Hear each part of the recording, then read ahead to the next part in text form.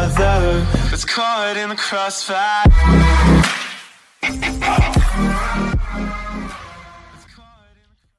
Hello student, मैं रितेश गिरी आप लोगों को श्रीनाथ जी के स्कूल के नए बैच क्लास 10 के नए बैच में जियोग्राफी का टीचर बहुत बहुत स्वागत करता हूं। आज हम लोग जियोग्राफी के पहले पार्ट संसाधन एवं विकास पे चर्चा करने वाले हैं।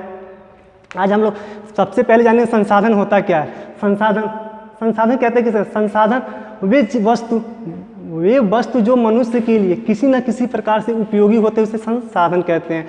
मतलब जितने भी हमारे पर्यावरण में वस्तु आते हैं, जो कुछ भी है जो हम देख सकते हैं और हमारे लिए जिस प्रकार से उपयोगी होता है उसे हम क्या कहते हैं, संसाधन कहते हैं। जाहिर सी बात है, तो संसाधन होते कितने प्रकार के हैं? तो संसाधन मुख्य रूप से दो प्रकार के होते हैं। पहला मानवीय संसाधन और दूसरा प्राकृतिक संसाधन। मानवीय संसाधन किसे कहते हैं? तो वे वस्तु जो मनुष्य के द्वारा बनाया जाता है उसे मानवीय संसाधन कहते हैं। और प्राकृतिक संसाधन जो प्रकृति के द्वारा हमारे पर्यावरण में उपस्थित है उसे हम प्राकृतिक संसाधन कहते हैं। और इन संसाधनों का वर्गीकरण कितने भागों पे करते हैं? तो बहुत से आधार होते हैं जिसके हम इन संसाधनों को क्या करते हैं, बांटते हैं। पहला आता है उत्पत्ति के आधार पे। मतलब जो भी संसाधन है वो उत्पत्ति होता है तो कैसे उत्पत्ति होता है, कहाँ से उत्पत्ति होता है, उसके आधार पे हम इसको क्या करते हैं, बांटते हैं। तो उत्पत्ति के आधार पे संसाधनों को कितने भागों में बांटते हैं? तो उत्पत्ति के आधार पे संसाधनों को दो भागों में बांटते हैं। पहला आता है जैविक संसाधन, दूसरा अजैविक संसाधन। तो जैविक संसाधन किसे कहते हैं?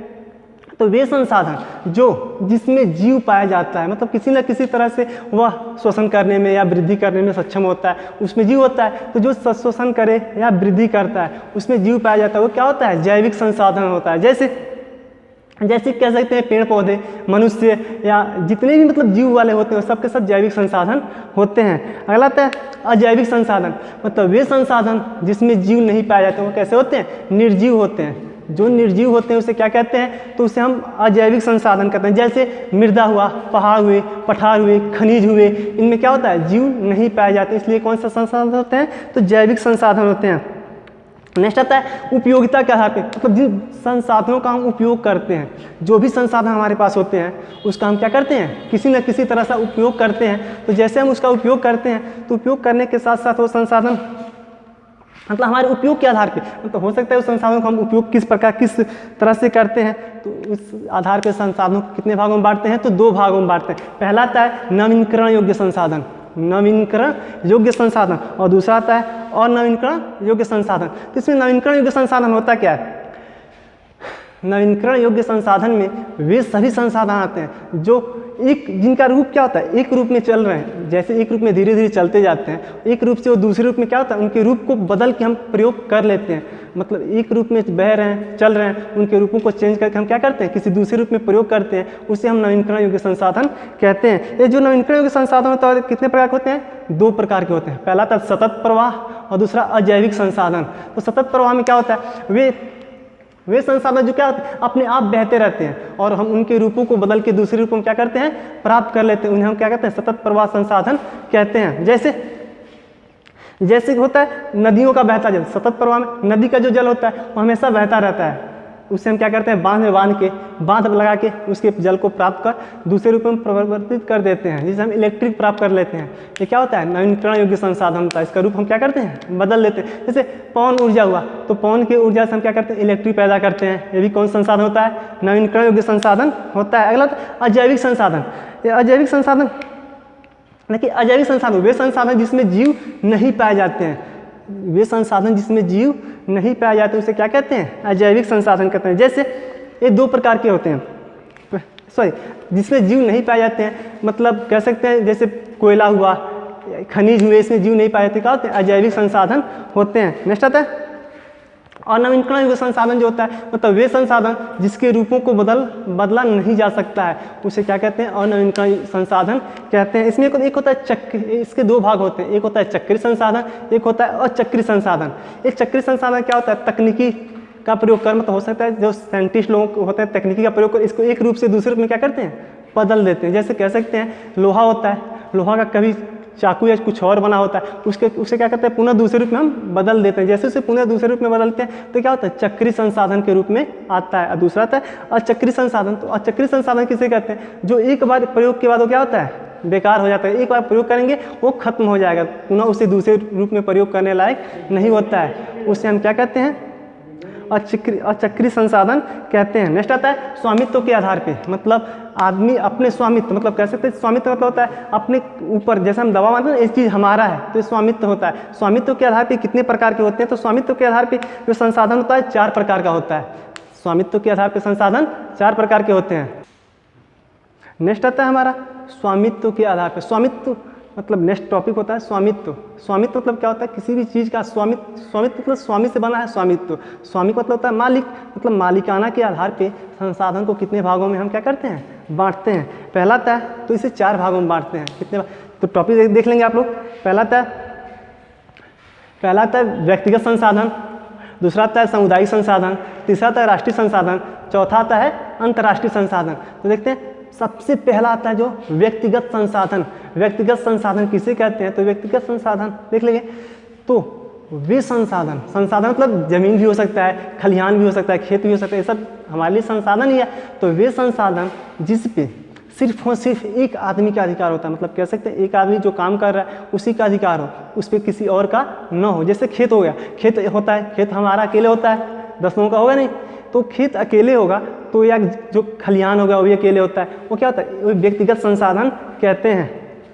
दूसरा आता है हमारा सामुदायिक संसाधन। तो सामुदायिक संसाधन क्या होता है? तो समुदाय मतलब समुदाय से कह सकते हैं कम्युनिटी होती है, जो गांव, जैसे गांव हो गया, गांव क्या होता है?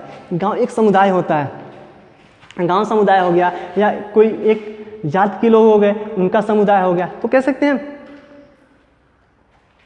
सामुदायिक जो संसाधन होते हैं वो मतलब पूरे समुदाय के लोग क्या करते हैं? उसका उपयोग करते हैं। जो भी संसाधन सामुदायिक होते हैं उसे पे पूरे समुदाय, मतलब जैसे एक गांव का खलिहान हो गया, गांव का श्मशान हो गया, या कब्रिस्तान हो गया। एक जैसे कब्रिस्तान हो गया तो मुस्लिम उसका क्या करते हैं? एक पूरा समुदाय होता है जो उसका उपयोग करता है। और जैसे शमशान हो गया, जितने भी हिंदू समुदाय के लोग होते हैं उसका क्या करते हैं? उपयोग करते हैं। जैसे गाँव का कोई सड़क हो गया, वो पूरा समुदायिक सड़क होता है, उस पर कोई जा सकता है। नेक्स्ट आता है हमारा अगला टॉपिक, इसमें आता है राष्ट्रीय संसाधन। राष्ट्रीय संसाधन क्या होते हैं? जो पूरे देश का, मतलब वह संसाधन जो संपूर्ण देश के, मतलब एक राष्ट्र का, जिस पे पूरा राष्ट्र के हर एक व्यक्ति का अधिकार होता है। मतलब कह सकते हैं राष्ट्र में, एक देश में जितने भी लोग होते हैं उन सबका उस पर क्या होता है? अधिकार होता है। तो कह सकते हैं या कानूनी रूप से भारत सरकार उस पर क्या करती है? अपना अधिकार जताती है। उसे हम क्या कहते हैं? तो राष्ट्रीय संसाधन कहते हैं। जैसे कोई ट्रेन ले मानते हैं, सबसे पहले ट्रेन होती है, जो ट्रेन होता है तो क्या बोलते हैं? हम इस ट्रेन से जाएंगे या अपने ट्रेन से जा रहे हैं। तो राष्ट्र के हर एक व्यक्ति का होता है, उस पर लिखा होता है ना, ये ट्रेन आपकी है, इसकी जिम्मे साफ रखने की जिम्मेदारी आपकी होती है। तो क्या होता है? वो ट्रेन आपकी, मतलब आप देश के निवासी हैं, वो राष्ट्रीय संसाधन होते हैं। अगला आता है हमारा, नेक्स्ट आता है इसके चौथा संसाधन जो होता है स्वामित्व के आधार पर, तो होता है अंतर्राष्ट्रीय संसाधन। तो अंतर्राष्ट्रीय संसाधन किसे कहते हैं? तो वे संसाधन जो संपूर्ण, मतलब पूरा विश्व के लोग उसको क्या करें? उपयोग कर सकते हैं। जैसे एक कुछ मान के चलते समुद्री सीमा हो गई, मतलब भारत की समुद्री सीमा हो गई, तो कह सकते हैं समुद्री सीमा से 200 किलोमीटर हटने के बाद, मतलब जहाँ से इसकी तट सीमा खत्म होती है, तट से 200 किलोमीटर जैसे आगे बढ़ेंगे उसके बाद इसकी सीमा क्या होती है? खत्म हो जाती है। किसी भी देश की सीमा खत्म हो जाती है। और उसके बाद का जो बचा हुआ समुद्रों का भाग होता है उस पर अंतर्राष्ट्रीय, मतलब विश्व का कोई भी देश आ जा सकता है, उसके अंदर किसी का रोक नहीं होता है। उसे क्या कहते हैं? अंतर्राष्ट्रीय संसाधन कहते हैं। नेक्स्ट आता अपना अगला जो संसाधन स्वामित्व के आधार पर संसाधन को हम 2 भाग देख चुके हैं। पहला सामुदायिक देख चुके हैं, पहला हम देख चुके संसाधन मतलब उत्पत्ति के आधार पे, दूसरा स्वामित्व के आधार पे, और तीसरा आता है विकास के आधार पे, मतलब जो विकास कर रहे हैं हम, जैसे डेवलप कर रहे हैं तो उसके आधार पे, संसाधनों के आधार पे क्या करते हैं? डेवलप कर रहे हैं। तो जैसे हम विकास करते हैं तो उसके आधार पर हम संसाधनों को कितने भागों में बांटते हैं? तो 4 भागों में बांटते हैं। कितने भागों में? 4। कौन कौन? सबसे पहला आता है संभावित संसाधन, दूसरा आता है विकसित संसाधन, तीसरा आता है भंडार संसाधन, और चौथा आता है संचित कोष। सबसे पहला इसमें डिस्कस करेंगे हम लोग संभावी संसाधन। ये संभावित संसाधन क्या होता है? जैसे मान चलते अपने वहाँ किसी चीज़ की अधिकता है लेकिन उसके उपयोग के बारे में हमें जानकारी नहीं होती है। किसी चीज़ की बहुत ज़्यादा अधिकता है, मान चलते हैं अपने वहाँ गर्मी बहुत ज़्यादा हो रहा है, जैसे राजस्थान में गर्मी बहुत ज़्यादा होता है, लेकिन वहाँ पे संभावना है कि आने वाले समय में सौर लाइट का हम प्रयोग कर सकते हैं। तो क्या संभावित संसाधन कहते हैं, मतलब संभावित संसाधन से जान सकते हैं कि जो भी हुआ आने वाले समय में उसकी बहुत सारी संभावना है कि बहुत सारा ज़्यादा हो सकता है। नेक्स्ट आता है विकसित संसाधन, मतलब विकसित संसाधन वे संसाधन आते हैं जिनके बारे में हमें क्या हो चुका है, जानकारी हो चुकी है और हम उसका बहुत से ज़्यादा उपयोग कर रहे हैं। जैसे कोयला हुआ, जैसे कोयला या पेट्रोलियम, खनिज तेल, ये जितने भी होते हैं इनके बारे में बहुत सारी जानकारियाँ मिली हुई हैं, इनके बारे में हम जानते हैं अच्छे से, पूरा संपूर्ण इस सब के बारे में हम एकदम अच्छे से जानते हैं कैसा उपयोग होता है और इसका हम उपयोग करते हैं। तो इसे हम क्या बोलते हैं, विकसित संसाधन बोलते हैं। अगला था भंडारण, मतलब कह सकते हैं वे संसाधन जिसके बारे में हमें कोई जानकारी नहीं है कि इसके मतलब भंडार हमारे पास वो बहुत ज़्यादा है, कहने को कह दिया है कि है तो बहुत ज़्यादा, लेकिन उसके बारे में हमें जानकारी नहीं होती कि इसका हम उपयोग कैसे करते हैं। जैसे कह सकते हैं जल, जल है तो जल हमारे पास बहुत ज़्यादा है, जल हमारे पास बहुत ज़्यादा है, लेकिन उसमें ये भंडारण जल का है, लेकिन वो जल क्या दो गैसों से मिलकर बना है, ऑक्सीजन और हाइड्रोजन, दोनों क्या है ज्वलनशील गैस है, जिससे कहा जा सकता है कि आने वाले समय में इसका भंडारण है, तकनीकी का अभाव है। यदि तकनीकी आ गया तो इस गैसों को हम अलग अलग करके क्या कर सकते हैं, उपयोग कर सकते हैं। नेक्स्ट आता है संचित कोष, मतलब कह सकते हैं संचित कोष में किसी भी चीज़ को हम बहुत ज़्यादा मात्रा में क्या करते हैं, संचित करते हैं, मतलब रखे हुए हैं कि आने वाले समय हम इसका क्या करेंगे, प्रयोग कर सकते हैं। जैसे पेट्रोलियम है तो इसका कोष बहुत ही कम, हम इसको बचा के रख रहे हैं कि आने वाले समय हम इसका क्या करेंगे, प्रयोग करेंगे। अगला आता है, अब नेक्स्ट टॉपिक हम देखते हैं क्या होता है, जो भारत में संसाधन का नियोजन, मतलब भारत में संसाधन है तो संसाधनों को नियोजन मतलब रोकना चाहिए, क्योंकि संसाधन को हम बहुत ज़्यादा मात्रा में क्या कर रहे हैं, खर्च कर रहे हैं। तो इन संसाधनों को हम बहुत ही कम मात्रा में खर्च करें, इसलिए इनको हमको क्या करना चाहिए, एकदम सीमित मात्रा में नियोजन करना चाहिए। तो संसाधन का नियोजन कहाँ से चालू हुआ, तो हमारे देश की आज़ादी मिली थी, जैसे आज़ादी मिली तो पहला पंचवर्षीय योजना मतलब फर्स्ट 5 ईयर प्लान जैसे लागू हुआ, कब लागू हुआ, तब पहला पंचवर्षीय योजना, तो 1 अप्रैल सन 1951 को पहला पंचवर्षीय योजना लागू हुआ था। जैसे पहले पंचवर्षीय योजना लागू हुआ, उसी में हमारे देश में के जो भी नीति आयोग के जो भी लोग थे, वो नीति आयोग के जो भी लोग थे उन्होंने क्या किया, पंचवर्षीय योजना बनाया, जिस संसाधनों को रोकने के लिए, कम से कम उपयोग के लिए क्या किए लोग, उस पर योजना बनाए, उस पर नियम बनाए। जैसे कह सकते हैं संसाधनों को नहीं रोका जा सकता यदि संसाधनों को पूर्ण रूप से दोहन किया जाए, मतलब जो भी पेड़ पौधे हैं इनको ज़्यादा से ज़्यादा काटा जाए तो क्या होता है, पर्यावरण में क्लोरोफ्लोरोकार्बन की मात्रा बढ़ जाती है, जिससे ओजोन गैस का ओजोन परत क्या होगी, कट जाएगी। ओजोन परत जैसे कटेगी तो पैराबैंगनी किरण जो भी होती है वो सीधे नीचे आएगी और मनुष्य के लिए क्या होगी, कैंसर नामक बीमारी होती है। अब नेक्स्ट आता है इसका जो नियोजन की प्रक्रिया है कहाँ से चली थी, तो संसाधन के नियोजन की प्रक्रिया किस देश से चली थी, तो सबसे पहले ब्राज़ील देश से नियोजन की प्रक्रिया क्या हुई थी, शुरू हुई थी। अब नेक्स्ट टॉपिक जो भी बचा, इसके कुछ टॉपिक हम लोग डिस्कस किए और जो भी आधा टॉपिक हम लोग डिस्कस के लिए इसे आप लोग अच्छे से पढ़ के और अपने नोट्स में लिख सकते हैं, और जो भी बचा हुआ टॉपिक हम लोग कल डिस्कस करेंगे। Okay, good bye.